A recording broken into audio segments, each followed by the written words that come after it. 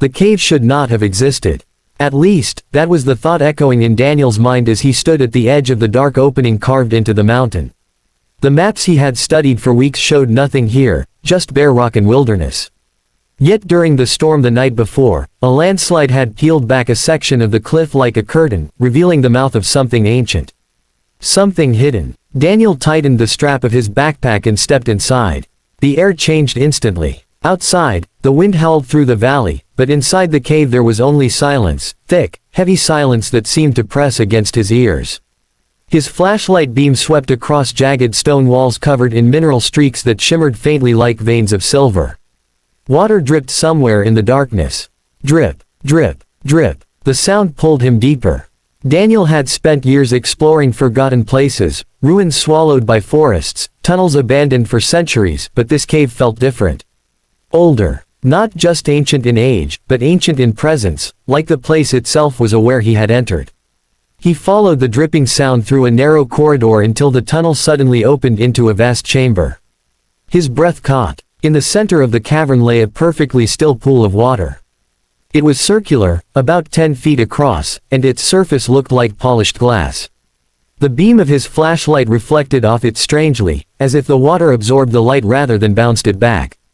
Above the pool, the ceiling had cracked open to a thin shaft where faint daylight filtered through, illuminating the water with a pale, ghostly glow.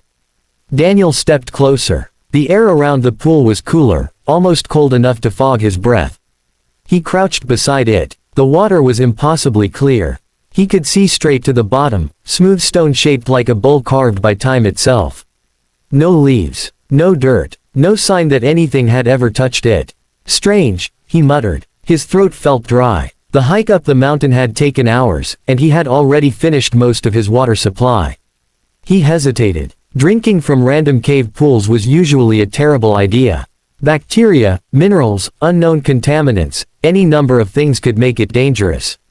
But something about this water felt pure, untouched, as if it had waited centuries for someone to find it. Daniel pulled off his glove and dipped his fingers into the pool. The moment his skin touched the water, a shock ran up his arm. Not painful, but powerful. He jerked his hand back, heart pounding. What the? The water returned to perfect stillness, like nothing had happened. He stared at his fingers. No burn, no mark, just a faint tingling. Daniel laughed nervously. Okay, that was weird. He looked around the silent cavern again. No animals, no insects, just the quiet drip of distant water. Curiosity pushed aside caution. He leaned forward and scooped a small handful of the clear liquid. For a second he hesitated. Then he drank. The water was colder than ice. It slid down his throat like liquid lightning, sending a freezing wave through his chest. Daniel gasped and dropped to one knee as the sensation exploded through his body. His heartbeat thundered in his ears. Boom, boom, boom. Every nerve lit up. His vision blurred, then sharpened with terrifying clarity. The cave walls suddenly looked sharper, every crack and mineral line glowing in vivid detail.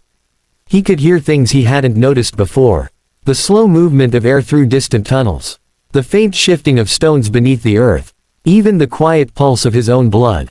What did I just drink? He whispered. Pain struck next. It started in his spine, a deep pressure that spread outward through his ribs and limbs.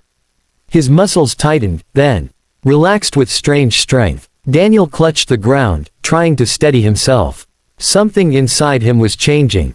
He felt it. Bones shifting, not breaking, reshaping. The pain faded as suddenly as it had arrived. Daniel inhaled slowly and stood up. Everything felt different, lighter, stronger. When he clenched his fist, the movement felt effortless, like his body had shed invisible weight. His senses were sharper too. The darkness no longer seemed dark. He could see clearly across the entire cavern without the flashlight.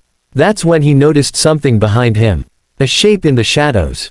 Daniel spun around. Hello. No response. The cavern remained silent. He exhaled slowly, heart racing. Probably just my imagination. Then a voice spoke. Soft. Close. Right behind him. You have no idea what you just became. Daniel froze. The voice was calm but ancient, carrying a quiet power that made the hairs on his neck stand up. He turned slowly. Standing at the far edge of the chamber was a tall figure wrapped in dark robes. Daniel had no idea how long the stranger had been there. He hadn't heard footsteps, hadn't sensed movement, yet the figure stood there as if they had always been part of the cave itself. "Who are you?" Daniel asked. The figure stepped forward into the pale light. An old man, but not normal. His eyes glowed faintly silver, reflecting the same strange shimmer as the cave walls. "I am the last watcher," the man said quietly. Daniel glanced at the pool. What was that water? The old man's gaze moved to the pool as well. "For thousands of years," he said, "that spring has been hidden from the world. It chooses very carefully who finds it." Daniel felt a chill. "Chooses." The watcher nodded. "That water carries something far older than humanity." Daniel swallowed. "And what does it do?" The old man looked back at him. His expression held both wonder and concern. "It awakens what lies dormant within certain bloodlines." Daniel's stomach tightened. "I don't understand." The watcher studied him carefully. "Soon," he said, "you will."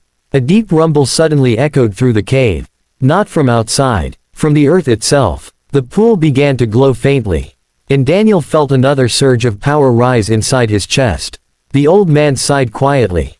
"Yes," he murmured. "It has begun."